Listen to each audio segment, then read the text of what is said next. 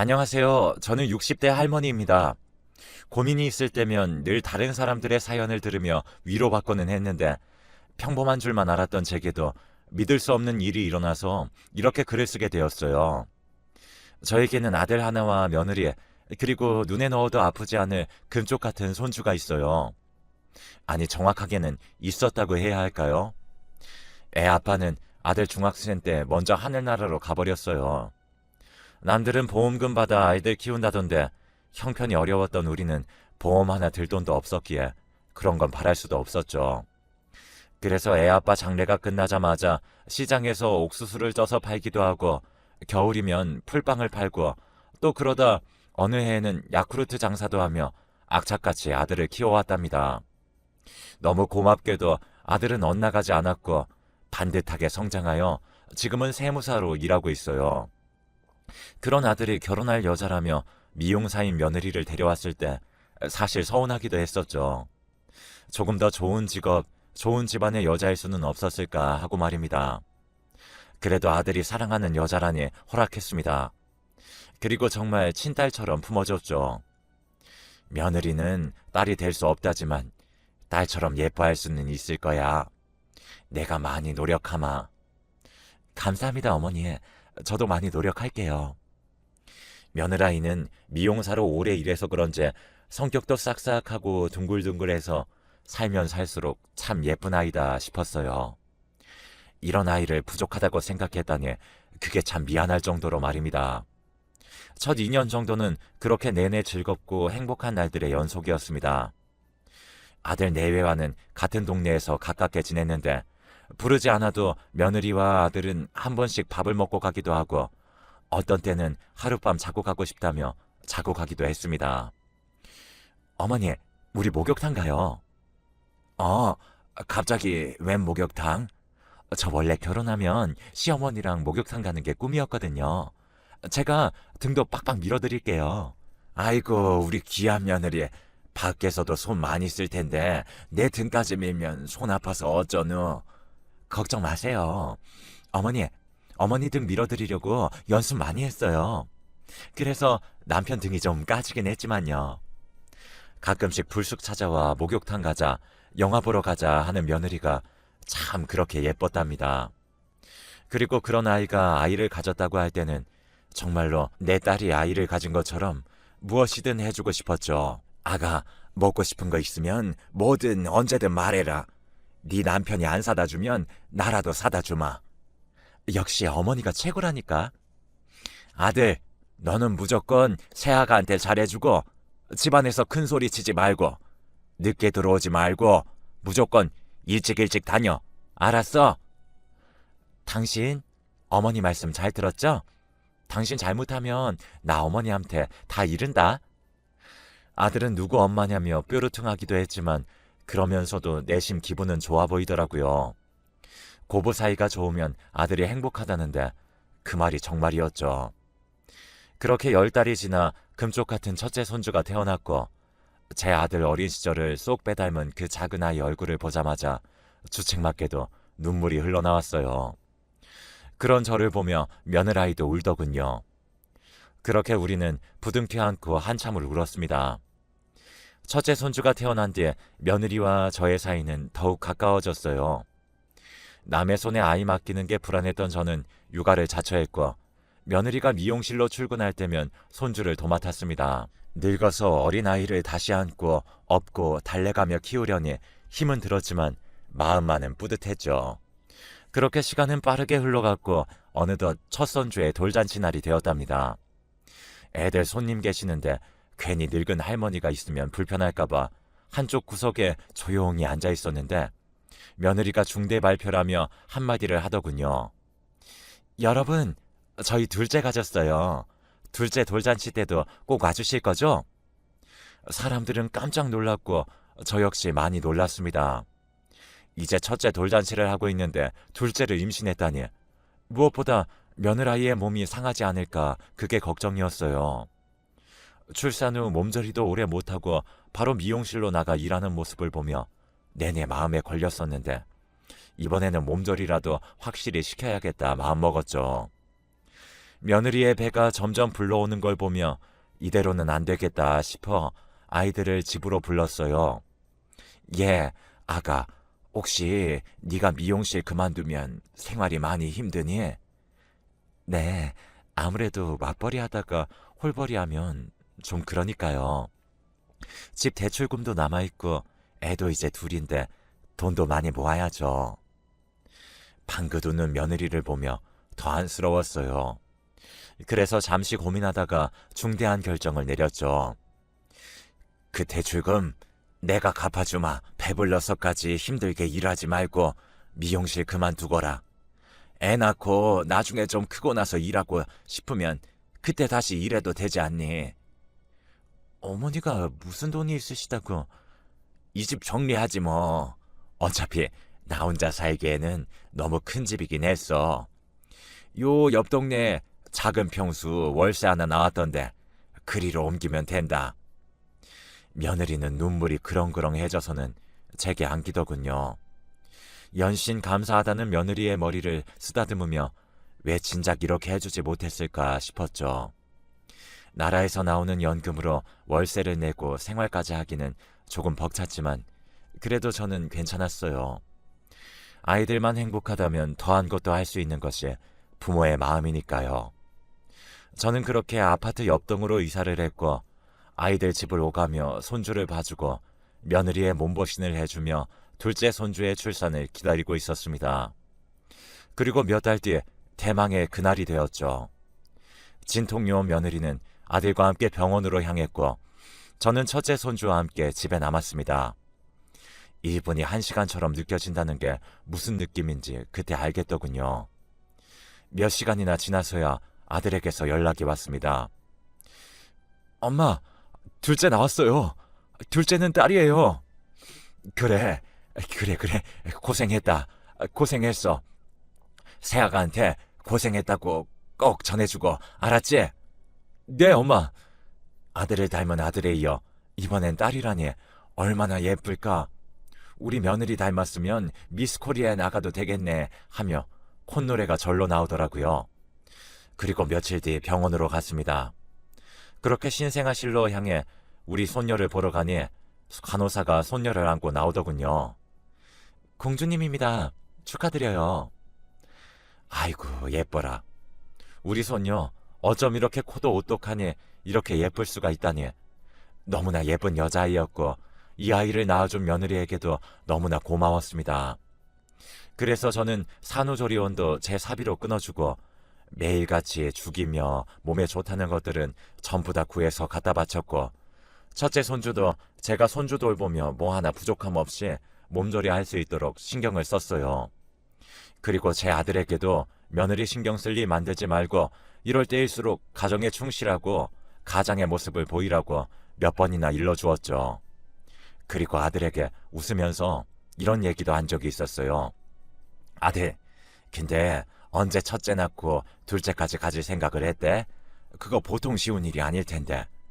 요즘은 임신이 안 돼서 인공수정이니 뭐니 산부인과 들락날락 거리는 사람들이 많다던데 우리 아들은 능력도 좋아? 아, 엄마 부끄럽게 시리해. 사실은 나도 언제 임신이 됐는지 모르겠어. 아무리 생각해도 기억이 안 나. 혹시 내가 술 먹고 그랬나 싶기도 하고. 하지만 그게 뭐가 그렇게 중요하겠어.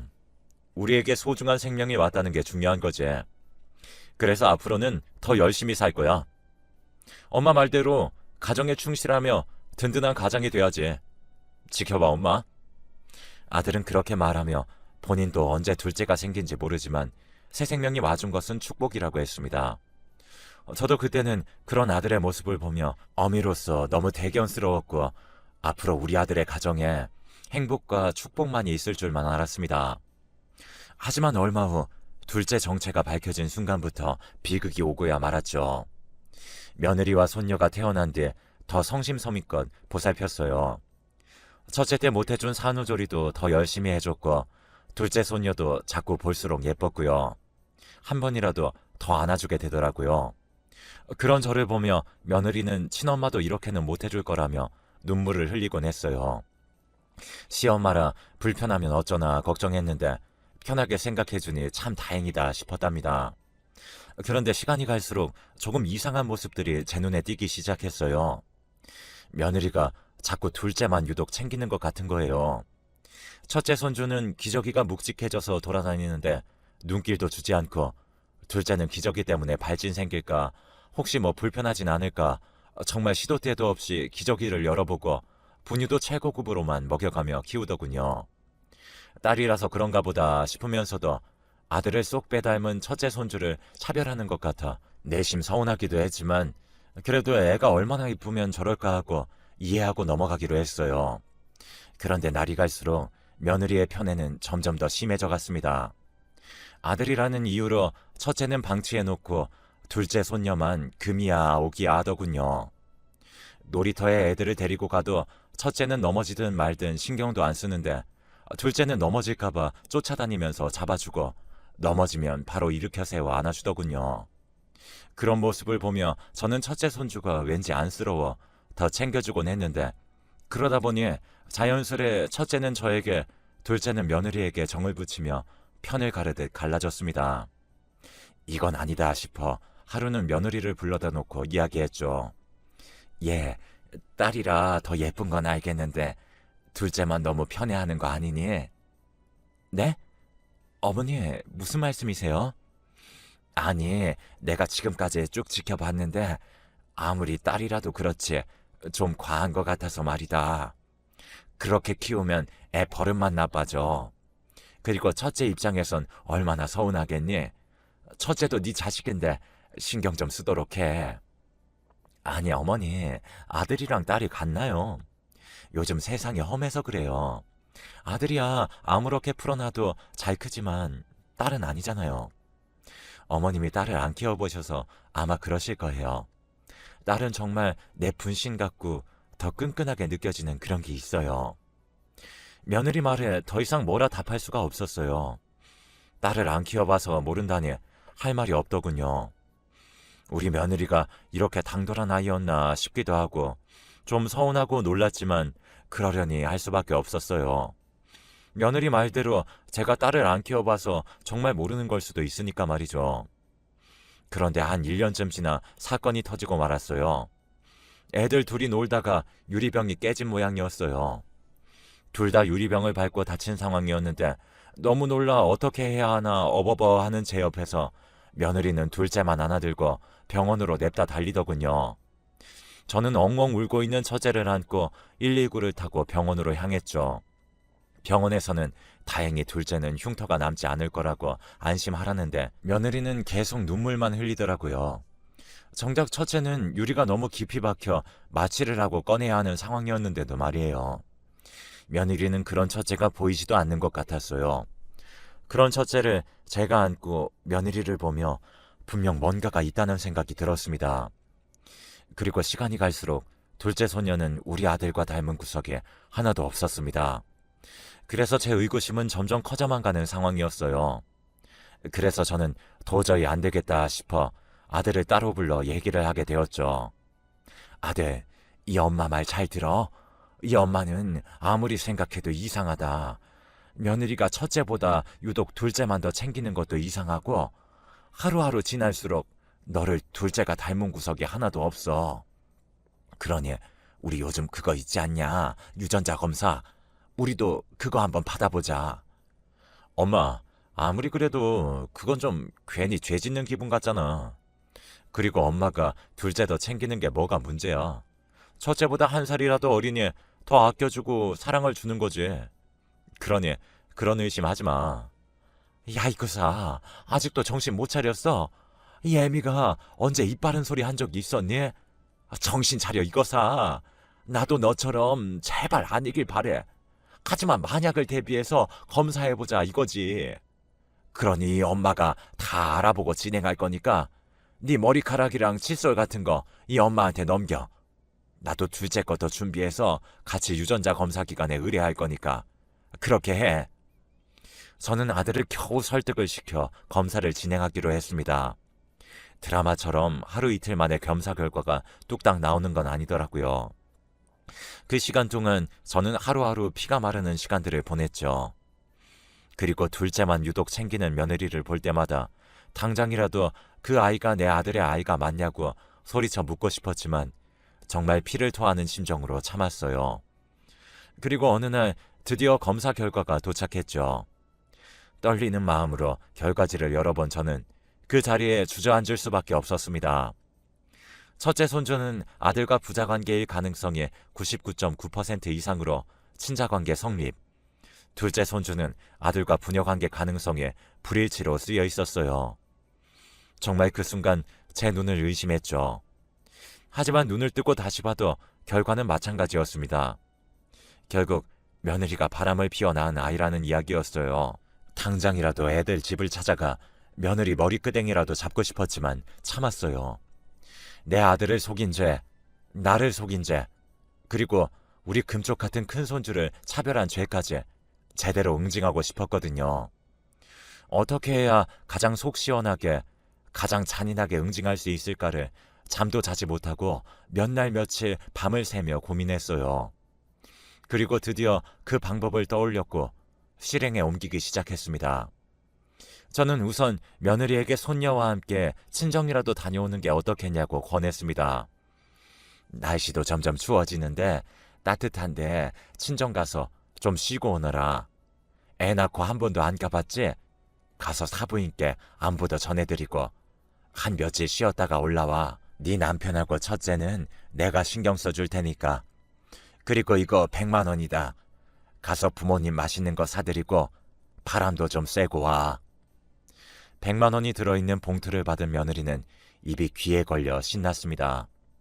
그리고 감사하다며 역시 어머님밖에 없다고 엄지손가락을 치켜 올리는 그 아이의 모습을 보니 그 가증스러움에 뺨이라도 날리고 싶었지만 꾹 참았습니다. 그리고 드디어 며느리가 둘째를 데리고 친정으로 떠나는 날, 저는 아들을 불러 모든 사실을 밝혔습니다. 아들아, 네 딸이 아니란다. 아주 고약한 년이었어. 우리 모두를 속인 거라고. 엄마, 진짜야? 아니지. 뭐가 잘못된 거지? 이것이 아직도 정신을 못 차렸어. 여기 봐. 이놈아, 네 딸이 아니라는 증거가 있잖아. 믿을 수 없어. 어떻게 가정 있는 여자가 어떻게... 아들은 그렇게 말하더니 한참을 저를 부여안고 오열을 하더군요. 당장 가서 며느리가 있는 처가에 가서 다 뒤집어 놓는다는 걸 겨우 말려서 진정을 시켰습니다. 내가 다 알아서 하마. 넌 이 애미가 어떻게 하는지 보고만 있어. 지금 세상이 어떤 세상인데 그렇게 무식하게 복수를 하려고 해. 그냥 차근차근 숨 막히게 조여주면 된다. 그러니 넌 경고망동하지 말고 그냥 이 애미 믿고 기다리고 있어. 저는 그렇게 강하게 아들에게 일러주고 복수를 해나가기로 했습니다. 저는 곧바로 부동산으로 향해 일단 아들 내외 집부터 내놨습니다. 명의는 다행히 아들 명의였기 때문에 처분이 쉬웠어요. 급한 대로 짐은 모두 빼서 이삿짐 센터 컨테이너 박스에 넣어 보관했고 아들은 당분간 저희 집에서 지내게 했습니다. 그리고 유전자 검사 결과지를 가지고 변호사를 찾아가 이혼 소송을 의뢰했습니다. 변호사 말로는 이 정도면 아주 유리하게 이혼을 빨리 끝낼 수 있다고 말을 해주더군요. 그렇게 숨가쁘게 일주일을 보내고 나니 며느리가 친정에서 돌아왔습니다. 며느리는 텅 비어있는 집에 들어갔다가 놀랐는지 저희 집으로 달려왔어요.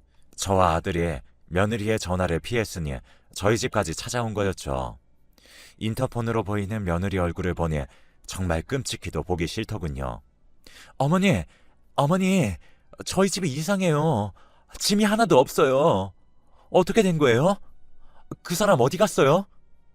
그 사람은 누굴 말하는 거니? 내 아들을 말하는 거니? 아니면 네 애인을 말하는 거니? 그러자 며느리는 눈치는 빠른 건지 그때부터 흐느끼기 시작했어요. 평생 가는 비밀은 세상에 없다. 우리 속일 때는 들킬 것도 생각했어야지. 난 그래도 그동안 널 정말 딸처럼 생각했어. 늘 안쓰러웠고 그래서 무슨 잘못이든 품어주고 싶었지. 근데 이건 아니다. 내 아들을 기만하고 날 속인 죄는 용서할 수가 없어. 제게 어머님 잘못했다고 다 설명하겠다는 그 아이에게 더 이상 대꾸하지 않았습니다. 그랬더니 한참을 서 있다가 며느리는 어딘가로 가더군요. 그리고 얼마 뒤에 아들이 조퇴를 했는지 집으로 왔어요. 며느리를 데리고 말이죠. 집에 들어오자마자 며느리는 무릎을 꿇고 납작 엎드렸습니다. 어머니, 정말 죄송해요. 일부러 그러려고 그런 게 아니에요. 너무 외로워서 정말 잠깐 만났는데 정말 실수였어요. 이 아이 싫다고 하시면 고아원에 데려다 줘도 상관없어요. 정말이에요. 제발 한 번만 용서해 주세요. 아들은 그게 말이 되냐고 큰소리쳤고 저는 그런 아들을 말리고 한마디 했어요. 정말 참을 수가 없더군요. 아내로서 자격만 없는 줄 알았더니 엄마로서의 자격도 미달이구나. 그래도 네 배 아파서 낳은 자식을 어쩜 그렇게 쉽게 버린다는 소리를 하니? 너한테 정말 실망이다. 내가 너를 받아주는 일은 결코 없을 거고 우리 핏줄이 아니니 당연히 양육비도 없을 거다. 첫째를 우리가 키울 거니 오히려 네가 양육비를 지급해야겠지. 아마 소장은 네 친정으로 갔을 게다. 오늘 내일쯤이면 도착할 거라고 하던데. 며느리는 눈이 동그래져서는 안색이 창백해지더군요. 자기 아버지를 굉장히 무서워하는 아이였거든요. 아마 친정에서 모든 사실을 알게 된다면 친정에서도 외면당할 게 뻔했죠. 그리고 들어보니 둘째는 미용실 손님으로 남자와 딱 2번 데이트를 했다고 해요. 근데 딱 2번 만나고 헤어졌다고 했습니다. 그런데 그 2번 만나고 임신이 이렇게 쉽게 될지도 몰랐다고 했어요. 그리고 그때도 아들하고 관계를 가졌었는데 본인은 솔직히 누구 아인지 몰랐다고 하더군요. 하지만 낳고 보니 우리 아들 아이가 아니라는 걸 알 수 있었고 그때부터 둘째가 너무 불쌍해서 첫째보다 유독 더 챙겼다고 하더군요. 하지만 저 아들은 절대 용서할 수 없었습니다. 우리 앞에 눈물을 보이며 한 번만 용서해달라는 며느리를 우리는 매몰차게 쫓아내버렸어요. 한 번 가정을 깨트린 여자는 언제라도 2번, 3번 깨트릴 수 있다는 생각을 저는 했고 지금 흐르는 눈물이 잠시 이 상황을 벗어나려는 악어의 눈물로밖에 보이지 않았거든요. 결국 그렇게 4개월 정도가 지나고 아들과 며느리는 깨끗이 이혼을 마무리 지을 수 있었습니다. 당연히 첫째 손주는 저희가 키우게 되었고 재산 분할도 거의 대부분 우리에게로 가지고 올 수 있었습니다. 당연한 결과였죠. 그리고 따로 위자료 지급하라는 판결도 받을 수 있었고요. 며느리와 바람을 핀 그 상간남에게도 위자료를 청구하고 싶었지만 며느리가 끝까지 입을 다무는 바람에 그 남자에게는 소송을 못한 게 아쉬움이 있었어요. 그래도 그 쓰레기 같은 며느리를 더 이상 내 며느리라고 불러도 되지 않아 얼마나 후련했는지 모릅니다. 그 일이 있은 후 저는 아들과 첫째 손주를 데리고 셋이 함께 살고 있어요. 세무사라는 탄탄한 직업이 있어서 그런지 아들에게는 꾸준히 선자위가 들어오는데 아들은 한사코 거부하고 있습니다. 아마 아직은 충격에서 헤어나오지 못했기 때문이겠죠. 그래도 열심히 살려고 나름 노력하는 모습을 보며 저도 마음 한 구석이 참 짠하더군요. 제 아들이 다시 행복해질 수 있는 날이 오겠죠.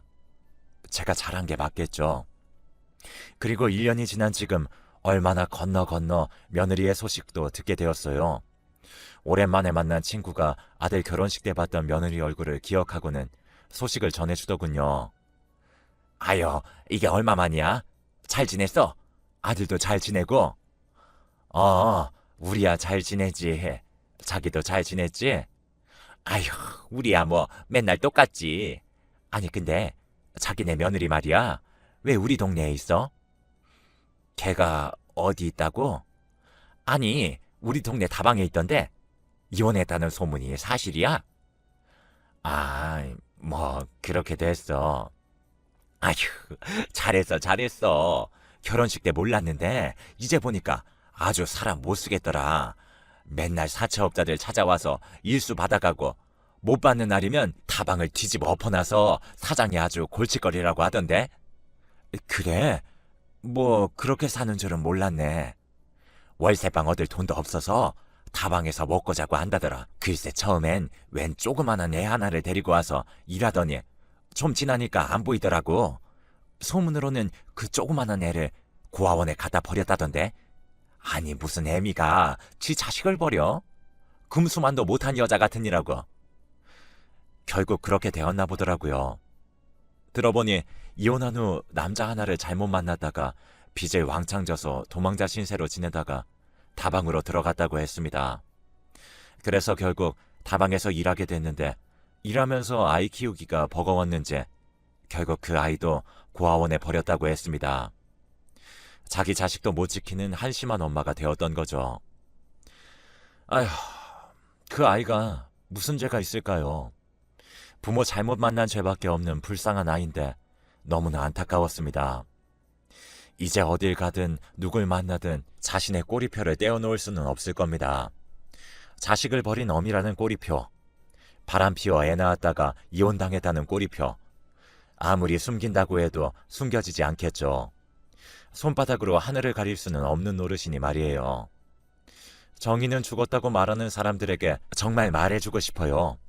우리가 살아가는 이 세상 아직 정의가 살아있다고요. 권선징악이 살아있는 세상이라고 말입니다. 자업자득이라는 말 다들 아시죠? 자신이 저지른 일에 과오가 자기 자신에게 돌아가는 것을 뜻하는 사자성어인데요.